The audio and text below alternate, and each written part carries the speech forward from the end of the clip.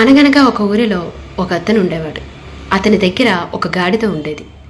అతను ఆ గాడిదని బరువులు మోయడానికి ఉపయోగించుకుంటూ తన పనులను చక్కబెట్టుకుంటూ ఉండేవాడు. అలా రాను రాను ఆ గాడిద ముసలైపోవడం వల్ల అతని పనులలో జాప్యం ఏర్పడింది. అంటే మునుపటిలాగా అతని పనులు ఈజీగా అవ్వటం లేదు.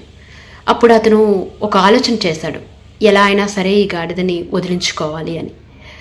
ఇలా అనుకుంటున్న తరుణంలో ఒకరోజు అకస్మాత్తుగా ఆ గాడిద ఒక పెద్ద గొయ్యలో పడిపోయింది. ఆ విషయం తెలిసిన ఆ గాడిద యజమాని ఇలా అనుకున్నాడు, ఎలా అయితేనే దీని పీడ ఈరోజుతో నాకు వదిలిపోతుంది అనేసి అతను ఏం చేశాడంటే దాన్ని బయటికి తీయడానికి బదులుగా తన మీద మట్టిని కప్పివేసాగాడు. అంటే అది ఇంకా బయటికి రాకూడదు అనేసి.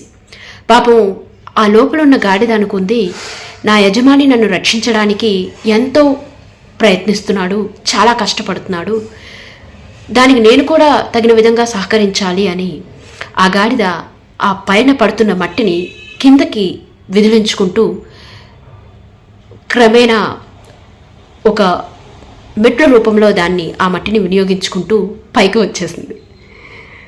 ఇది ఒక కథ మాత్రమే, కానీ ఇక్కడ మనకు ఒక నీతి ఉంది.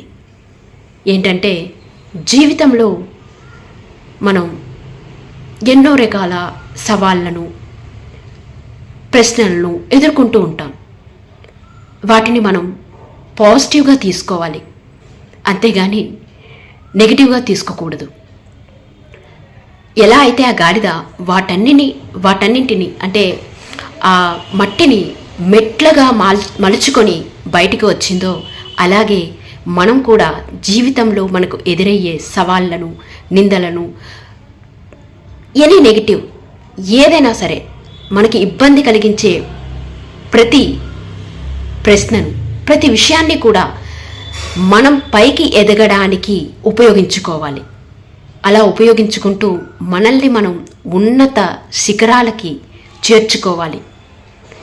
అందుకే కథలు వినేటప్పుడు దానిలో నీతిని గ్రహించాలి, వాటిని మన జీవితంలో అమలుపరుచుకోవాలి. This is my learning of the day.